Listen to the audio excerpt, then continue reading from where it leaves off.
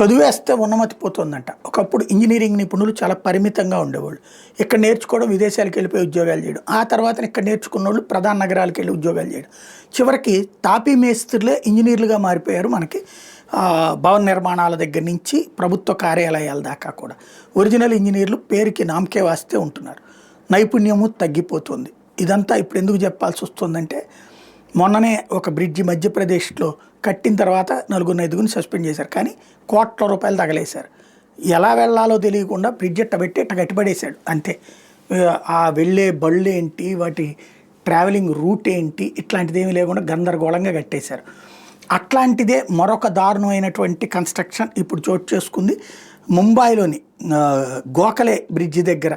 111 కోట్ల రూపాయలతో కట్టారు అక్కడ 2 నెలల క్రితమే. అందులో స్పెషల్ ఏంటంటే బ్రిడ్జ్ అంతా బాగానే ఉంది. ఫుట్పాత్ అంటే ఆ పక్కన నడిచి వెళ్ళేటటువంటి ఆ బ్రిడ్జిని క్రాస్ చేయాలి, కాలువను క్రాస్ చేయాలనుకునేటటువంటి వాళ్ళకి వచ్చేటప్పటికి కేవలం ఒక మనిషి, అది కూడా లావుగా ఉన్నోళ్ళు వెళ్తే 2 వైపులా తన్నుకుంటూ వెళ్ళాలన్నమాట. అట్లాంటిది వెళ్ళే పరిస్థితి వచ్చింది.